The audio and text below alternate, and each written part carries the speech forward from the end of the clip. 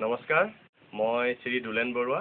মোৰ অৰিজিনেল ঘৰ শিৱসাগৰত আৰু ব্যৱসায় সূত্ৰে মই গুৱাহাটীতে থাকোঁ। গুৱাহাটীলৈ ব্যৱসায় সূত্ৰে অহাৰ পাছতেই প্ৰায় 1 বছৰৰ পাছতেই মোৰ চৰ্দি এলাৰ্জি মই ভুগি আছিলোঁ।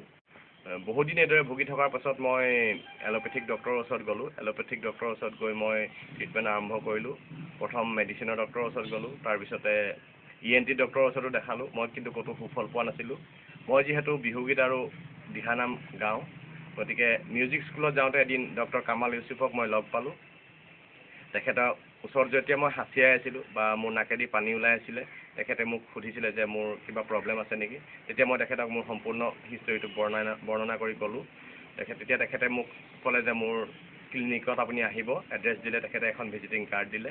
মই সেই অনুসৰি মই তেখেতৰ ওচৰত এপইণ্টমেণ্ট লৈ দ্বিতীয় দিনা মই তেওঁৰ ওচৰলৈ গ'লোঁ। গৈ জু-ৰোড তিনিআলিত তেখেতৰ ক্লিনিকত লগ ধৰিলোঁ।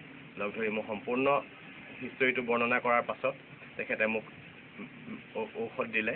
তেখেতৰ ঔষধ খাই প্ৰায় মই এসপ্তাহৰ ভিতৰতে মই 60% ভাল পালোঁ আৰু এতিয়া মই সম্পূৰ্ণৰূপে সুস্থ। মানুহৰ মনত যিহেতু এটা ভ্ৰান্ত ধাৰণা আছে যে হোমিঅ' খালে মানুহৰ বহুত দীঘলীয়া সময় লয় বা ভাল হয় নহয় কোনো গেৰাণ্টি নাথাকে, কিন্তু সেইটো একেবাৰে সম্পূৰ্ণ ভ্ৰান্ত ধাৰণা। মই নিজে এলোপেথিক 1.5 বছৰতকৈ অধিক কাল মই ট্ৰিটমেণ্ট কৰিলোঁ, কিন্তু মই সাময়িকভাৱে 1 ঘণ্টা 1.5 ঘণ্টাৰ কাৰণে মই উপকৃত হওঁ বা ভাল পাওঁ, কিন্তু মই স্থায়ীভাৱে মই ভাল পোৱা নাছিলোঁ। ডক্টৰ কামাল ইউছুফৰ মেডিচিন খাই মই এতিয়া সম্পূৰ্ণৰূপে সুস্থ। গতিকে মই আপোনালোককো ক'ব বিচাৰোঁ, যাৰ পুৰণা কিবা অসুখ আছে, তেখেতলোকে আহি ডক্টৰ কামাল ইউছুফক জু-ৰোড তিনিআলিত থকা ক্লিনিকত লগ কৰক এবাৰ।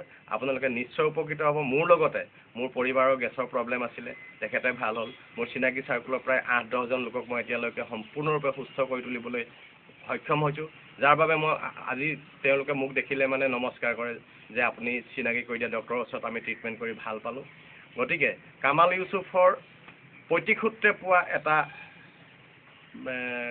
অভিজ্ঞতা সম্পূৰ্ণ ডক্টৰ। গতিকে তেখেতৰ ওচৰত আপোনালোকে আহিলে নিশ্চয় আপোনালোকৰ যিমান পুৰণি বেমাৰ নহওক লাগিলে আপোনালোকে নিশ্চয় উপকৃত হ'ব। গতিকে মই আপোনালোকক নিশ্চিতি প্ৰদান কৰি কৈছোঁ যে আপোনালোক কামাল ইউছুফৰ ইয়ালৈ ক্লিনিকলৈ আহক। আৰু আপোনালোকে যিহেতু এলোপেথিক ডক্টৰৰ ওচৰত গ'লে আপোনালোকে টেষ্ট কৰোঁতে আপোনালোকৰ হাজাৰ টকা খৰচা হয়, কিন্তু ডক্টৰ কামাল ইউছুফৰ ওচৰত ইমান বেছি ব্যয়ো আপোনালোকে কৰিব নালাগে, যিটোৰ কাৰণে আপোনালোকে ব্যয়বহুল এটা সমস্যাত ভুগিব। গতিকে কামাল ইউছুফৰ ওচৰত আপোনালোকে ভিজিট কৰক, আপোনালোকে ভাল হ'ব। সেইটো মোৰ ফালৰ পৰা মই 100% আপোনালোকক গেৰাণ্টি দিছোঁ। তেখেতে মোক মেকিং কৰি কোৱা নাই যে আপুনি এইখিনি ক'ব। মই নিজে যিহেতু ভাল পাইছোঁ, মোৰ লগৰ 10জনক মই যিহেতু ভাল কৰিব পাৰিছোঁ বা মোৰ চিনাকি চাৰ্কুলৰ 10জন মানুহক যিহেতু মই ভাল কৰাব পাৰিছোঁ। কাৰোবাৰ গেছৰ প্ৰব্লেম আছিলে, কাৰোবাৰ পাইলছৰ প্ৰব্লেম আছিলে, কাৰোবাৰ কিবা পুৰণা ৰোগ আছিলে, বিষ আছিলে, সেই তেনেধৰণৰ মই প্ৰায় 8-10জন মানুহক মই ভাল কৰি দিছোঁ। গতিকে আপোনালোকে নিশ্চিতভাৱে 1 ঘণ্টাৰ কাৰণে ডক্টৰ কামাল ইউছুফৰ জু-ৰোড তিনিআলিত থকা ক্লিনিকখনলৈ আহক। আহি এবাৰ ভিজিট কৰি চাওক। নিশ্চয় আপোনালোকে কামাল ইউছুফক এদিন চেলুট মাৰিব লাগিব যে আপোনাৰ মেডিচিন খাই মই সম্পূৰ্ণৰূপে সুস্থ হ'লোঁ। যিটো অসুখ মই আজি 3 বছৰ, 4 বছৰ, 5 বছৰ, কোনোবাই হয়তো জীৱনভৰ ভুগি আছিলে, সেই ভুগি থকা বেমাৰ একচেপ্ট চাৰ্জাৰী, কিন্তু তেখেতে চাৰ্জাৰী কৰিব নোৱাৰে বা কোনো হোমিঅ' ডক্টৰে চাৰ্জাৰী কৰিব নোৱাৰে। আৰু লগতে মই এইটোও কওঁ যে যিকোনো আপোনালোকে হোমিঅ' ক্লিনিকত গ'লেই যে ভাল হ'ব মই সেইটো নকওঁ, কিন্তু কামাল ইউছুফৰ ওচৰত মই নিজৰ লগতে মই তেতিয়া 10জনক মই উপকৃত কৰিব পাৰিছোঁ। গতিকে মোৰ ফালৰ পৰা মই হৃদয়ৰ পৰা মই ক'ব পাৰোঁ যে তেখেত এজন ভাল ডক্টৰ, তেখেতে একদম পাৰফেক্ট মেডিচিন দিয়ে।